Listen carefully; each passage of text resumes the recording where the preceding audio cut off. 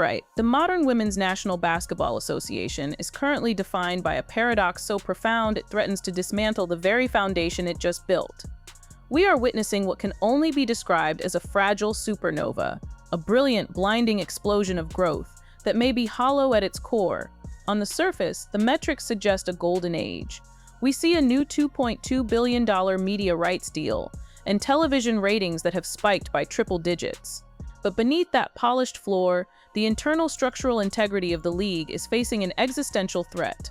The friction between the league's official narrative of being broke and the reality of its soaring asset valuations has created a rift that may be impossible to bridge. As we look toward the 2026 season, the WNBA finds itself caught in a pincer movement between a looming labor strike, a physical breakdown of its biggest stars, and the emergence of well-funded domestic and international rivals. The narrative of the WNBA's potential ruin begins with the perceived failure of the organization to protect its most valuable assets. In 2024, Caitlin Clark emerged as a generational economic force. She wasn't just a player, she was an engine, responsible for more than 25% of the league's total revenue. She moved tickets, she moved merchandise, and she fundamentally shifted the gravity of television interest. However, the 2025 campaign served as a sobering correction. It highlighted the physical toll of a year-round basketball calendar and a glaring lack of structural support for the league's superstars. For Clark, 2025 was not a year of record-breaking scoring, but a year of debilitating lower body injuries that eventually forced a total shutdown of her season in early September. This was a staggering shift for an athlete who had not missed a game since high school. It began with a left quad strain, followed by a left groin injury, and was finalized by a right groin injury during a July victory over the Connecticut Sun. The psychological weight of being the league's savior became visible in moments of raw, uncharacteristic vulnerability. There were times when Clark was observed hitting her head against the stanchion in sheer frustration, a visual metaphor for the pressure of carrying a multi-billion-dollar aspiration on her shoulders while her own body failed her. When the Indiana Fever finally made the decision to shut her down, it was a joint acknowledgement that her long-term value was too great to risk. Yet that move left a crater in the league's viewership. On networks like ION, ratings for games Clark missed were significantly lower than the 1.25 million average seen when she was active. It proved a terrifying reality for the front office. The WNBA's current boom is almost entirely reliant on the physical health of one person. While the league office emphasizes a broke narrative, reporting losses of up to $50 million for the 2024 season, the players are dealing with a different kind of financial friction. Consider the case of Angel Reese, which provides a striking study of the disconnect between celebrity status and professional compensation. Reese, a top 10 pick in the 2024 draft, signed a contract that pays her a base salary of just under $75,000 for the 2025 season. She ignited a national conversation on wealth inequality when she revealed that her WNBA paycheck doesn't cover even one of her bills. The math is undeniable. In a high-profile market like Chicago, Reese pays $8,000 a month for a luxury downtown apartment. That is an annual housing cost of $96,000, meaning her rent alone exceeds her entire professional salary before taxes. To survive, she has to rely on what she calls the hating pays my bills business model, where personal branding and controversy provide the liquidity that her professional league refuses to offer. This economic disparity is the fuel behind the pay us what you owe us movement. The players argue that they are being told the league is losing money while the franchise values are skyrocketing. There is a deep-seated resentment toward leadership, specifically Commissioner Kathy Engelbert, who allegedly suggested that stars like Clark should be grateful for the platform the league provides. That assertion was met with fierce backlash from players like Nafisa Collier, who labeled it the worst leadership in the world. The tension is no longer just about base pay. It is about the fundamental definition of basketball-related income and a refusal by the league to provide a transparent look at the books. The situation reached a breaking point on January 9, 2026. This was the deadline for a new collective bargaining agreement, and it passed without a deal. For the first time in its 30-year history, the WNBA is operating in a legal and operational limbo, a status quo period where existing rules are maintained while both sides prepare for a work stoppage. The solidarity of the players' union is nearly absolute. A historic vote saw 98% of players authorize a strike. This movement is led by veterans like Breanna Stewart, who has made it clear that the strike threat is no longer a bluff. The primary hurdle in these negotiations is the definition of net revenue. The league has offered the players 70% of net profits, but the players see this as an accounting trap. Under this model, the league can deduct massive expenses like the $25 million spent on charter flights before any profit is calculated. Current estimates suggest this would leave the players with a total revenue share of less than 15%, which is worlds away from the 50-50 split seen in the NBA or the NFL. This deadlock has effectively frozen the 2026 offseason. There is a moratorium on all free agency signings, and the expansion drafts for teams in Toronto and Portland have been delayed indefinitely. But there is another factor at play that makes this labor dispute unique: the existence of Unrivaled. This is a 3-on-3 league co-founded by Nafisa Collier and Brianna Stewart, who also happen to be vice presidents of the Players Union. This dual role has led to allegations of a conflict of interest from league executives. They suspect that Collier and Stewart may be leveraging the threat of a WNBA strike to promote their own domestic off-season platform. The leverage provided by Unrivaled is unprecedented. In the past, players had to flee to Europe or China to maintain their income during a dispute. Now the union's top leadership owns the space, the courts, and the financial equity to keep playing domestically regardless of a WNBA lockout.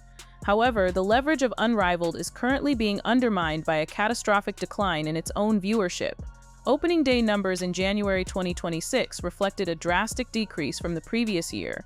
The ratings plunge is largely attributed to the absence of Caitlin Clark, who declined to participate after her 2025 injuries. This viewership crater gives the WNBA front office ammunition to argue that the stars need the league's shield for visibility more than the league needs the players for short-term survival. It's a game of high-stakes chicken where both sides are currently losing their grip on the audience. Adding a third front to this war is Project B. This is an international 5-on-5 league set to debut in late 2026, backed by the Saudi Public Investment Fund. Project B is aggressively recruiting WNBA stars with offers that make the current CBA look like peanuts. Players like Nneka Ogwumike and Alyssa Thomas have already signed on, signaling a potential mass defection of the league's veteran core. Project B is offering salaries in the range of $2 million for a tournament-style season. While some fans are concerned about the ethics of Saudi-backed sports, the simple economics may dictate the future. Stars may find that their true value is higher in an international traveling league than in a North American league that claims it cannot afford to pay them a living wage. The presence of LeBron James in an advisory role for Project B further legitimizes the threat. It suggests that the nuclear option for the Players' Union may be a total talent exodus, leaving the WNBA as a hollow developmental shell. Amidst these financial and labor battles, the WNBA has also entered a new phase of cultural friction. The launch of the ACLU's More Than a Game campaign in early 2026, featuring legends like Megan Rapinoe and Sue Bird, has taken a hardline stance in the national debate over transgender youth in sports. While the WNBA has a long history of activism, media analysts warn that the timing of this campaign presents a significant marketing risk. As the league tries to secure its multi-billion-dollar valuation, it depends on attracting a broad mainstream audience. The divergence in brand philosophy is becoming clear. While veterans like Rapinoe and Stewart lean into activism, Caitlin Clark has maintained a posture of basketball-first neutrality. This rift suggests a deeper identity crisis. Is the WNBA a platform for elite professional sports, or is it an activist organization that happens to play basketball? The answer may determine whether the millions of fans who tuned in for the Clark effect will stay through a season plagued by political polarization and work stoppages. In the face of this league-wide instability, the world's most significant sports marketing machine has signaled a pivot. On Christmas Day 2025, Nike released its From Anywhere commercial featuring Caitlin Clark. This massive investment in her signature shoe and personal brand was released just as she was being treated as the Wayne Gretzky of basketball on major media platforms. Nike's focus on Clark as an icon is a strategic hedge. The messaging reinforces that Clark's greatness and her commercial value is not dependent on the WNBA's shield. She can hit shots from anywhere, including other leagues or international platforms. This marks the end of an era where the WNBA held a monopoly on women's professional branding. Top athletes are now being groomed as independent media entities that the league must rent rather than control. The WNBA currently stands at its most dangerous crossroads since its founding in 1996. The 2026 season, which was supposed to be a victory lap for expansion and a record-breaking media deal, is now being called a ghost season. It is defined by a moratorium on business and the constant shadow of a strike. The players have proven the business case for the league beyond any shadow of a doubt, yet they are still being met with a revenue share that they find insulting while ownership pockets billions in expansion fees. The failure to reach a deal by January 9 has already inflicted long-term damage. The new teams in Toronto and Portland cannot build their rosters, ticket sales are stalled, and the world's best players are being courted by Saudi millions. If the league office continues to prioritize short-term cost control over a long-term partnership with its players, the golden goose of women's basketball may be starved to death before it ever reaches maturity. The ultimate threat to the WNBA is no longer a lack of interest, but a lack of strategic competence in managing that interest. As stars like Caitlin Clark and Angel Reese look toward a future where they own the eggs rather than just laying them for billionaire owners, the WNBA Shield is running out of time to prove it is still the only court that matters. The fans are watching, the patience is thin, and the 2026 season hangs by a thread. The supernova is bright, but the vacuum of space is closing in. We have to look closely at the details of the status quo period the league has entered. It is a state of legal suspended animation. Under the previous CBA, players had made incremental gains, but the 2024 explosion changed the math so rapidly that the old rules now feel like relics of a different century. When the union authorized a strike with 98% approval, it wasn't just a move for higher wages, it was a demand for a total restructuring of how the league views its workers. The players are asking for a 30% share of gross revenue. To the casual observer, that might sound like a lot, but in the context of professional sports, it is actually quite conservative. The NBA and NFL have long operated on a model where players receive roughly half of all revenue. The WNBA's counteroffer of 70% of net revenue is what the union calls creative accounting. By the time the league subtracts the costs of travel, marketing, and front office salaries, that 70% of the leftovers often amounts to very little. This accounting battle is happening in the shadow of the massive $2.2 billion media deal. The players see that number and realize that the league is no longer a charity case or a subsidized experiment. It is a massive media property. Yet the league's leadership continues to use the language of scarcity. They point to the $50 million in reported losses as a reason to keep salaries low. The players, however, point to the expansion fees. When a new team joins the WNBA now, the entry fee is in the hundreds of millions. That is pure capital being injected into the league's valuation. Yet none of that is factored into the net revenue that the players are offered. This is why the standoff is so bitter. It's not just about the money in the paycheck, it's about who owns the growth.